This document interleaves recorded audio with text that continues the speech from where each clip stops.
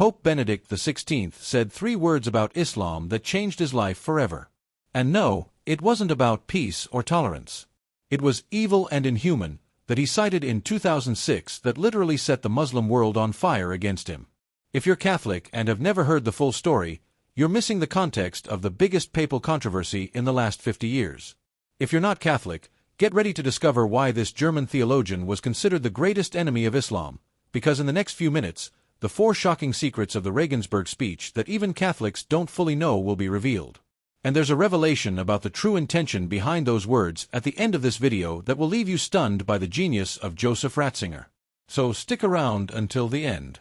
During 3 months of exclusive study of the official Regensburg speech, analyzing over 15 pages of the full text on the Vatican website, one thing is clear: 95% of people, including practicing Catholics, have no idea what Benedict XVI really said on that September 12, 2006.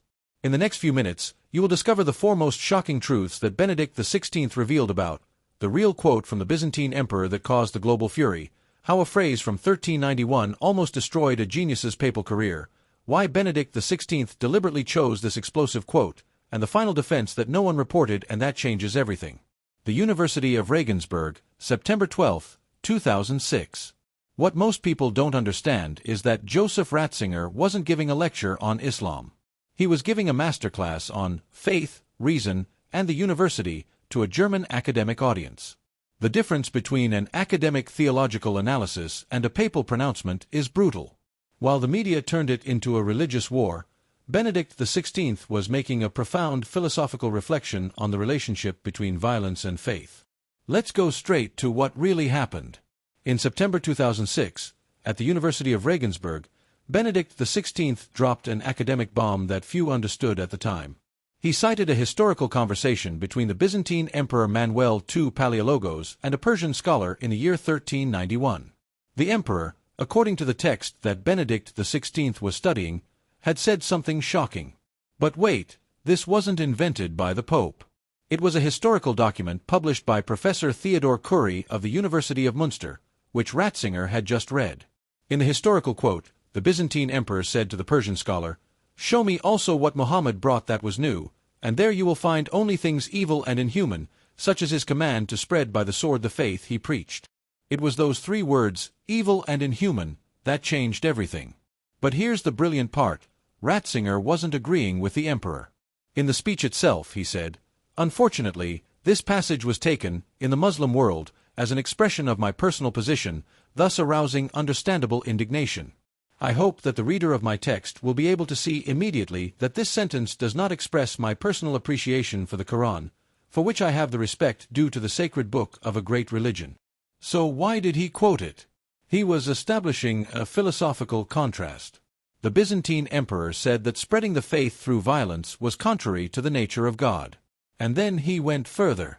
He said the problem wasn't Islam specifically, but any religion that uses violence, including historical Christianity itself.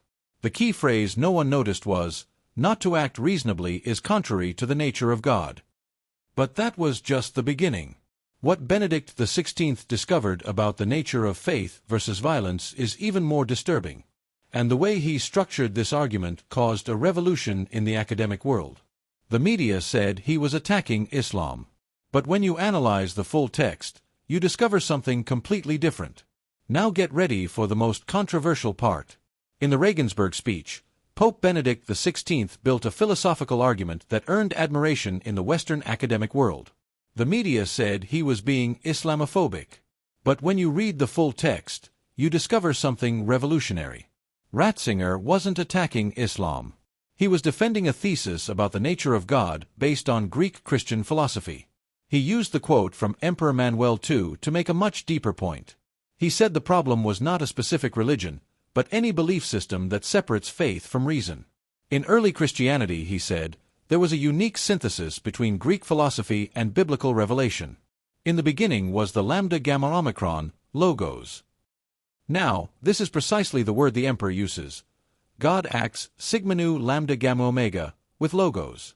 Logos means both reason and word, a reason that is creative and able to communicate, but precisely as reason. But he identified a problem. Some Islamic interpretations were separating the divine will from rationality. In Islam, through certain theological schools, God could theoretically even command irrational things, because his will completely transcends human reason. And here is the brilliant insight. Ratzinger said that this separation between faith and reason is what makes any religion potentially dangerous.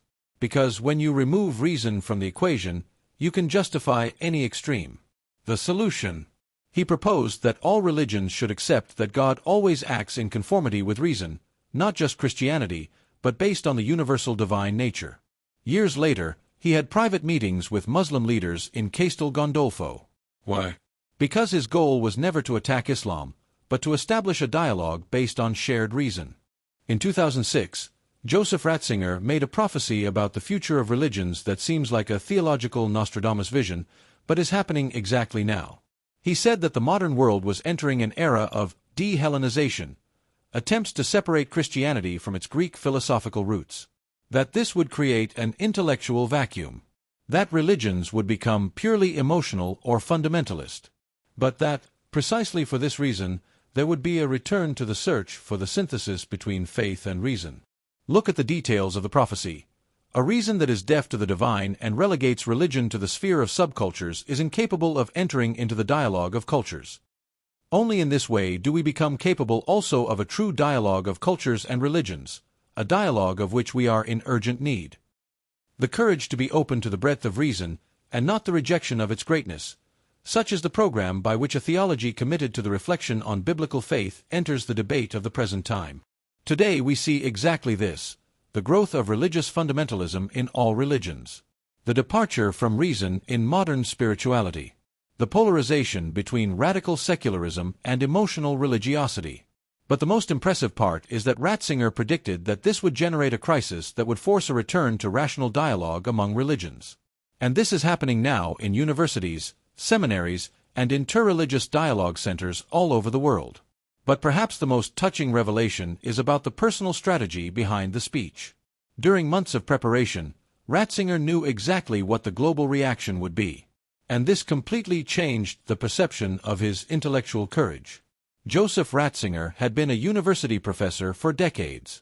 He knew perfectly well the power of a controversial quote in a masterclass. He knew that the phrase about evil and inhuman things would be taken out of context. What few people know is that he included an explanatory footnote in the official text. An anticipated defense.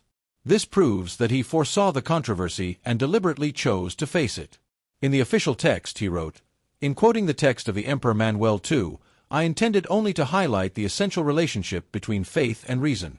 On this point, I am in agreement with Manuel II, without, however, making his polemic my own." This explanation shaped his entire papal philosophy in a revolutionary way. That's why when he later had meetings with Muslim leaders, it wasn't to apologize, but to deepen the theological dialogue based on shared reason. And now, the story I promised at the beginning. The true impact of the Regensburg speech that forever changed interreligious dialogue. Everyone thinks the speech was a diplomatic disaster for the Vatican. But documentary evidence suggests something very different. After the initial controversy, Benedict XVI received hundreds of letters from Muslim academics asking for dialogue. Islamic universities began teaching Greek philosophy. Christian and Muslim theologians created joint study programs on faith and reason.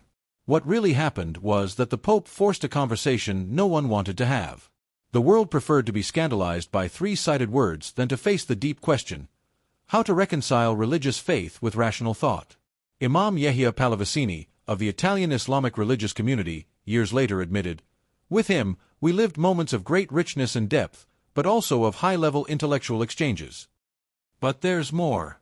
The speech created a new generation of Christian and Muslim theologians who specialized in exactly the topic that Benedict XVI proposed, the compatibility between faith and reason. Dozens of doctorates, books, and academic conferences were born from that controversy.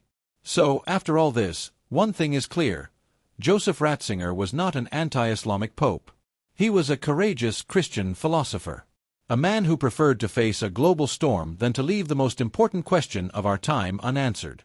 His ideas about faith and reason, about religious dialogue, and about the nature of God were not superficial attacks on Islam. They were a profound call to all religions to return to rational dialogue based on the shared search for truth. And perhaps the most important lesson is this: sometimes intellectual courage requires you to say uncomfortable truths, knowing you will be misunderstood initially, to force necessary conversations that no one else has the courage to start.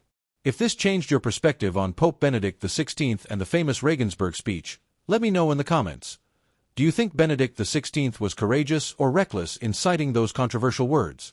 And if you know someone who still thinks he was Islamophobic, share this video. In the next videos, we will dive even deeper into the theology of Joseph Ratzinger and his private meetings with Muslim leaders after Regensburg. Until then, keep seeking the truth in original sources, not in sensational headlines.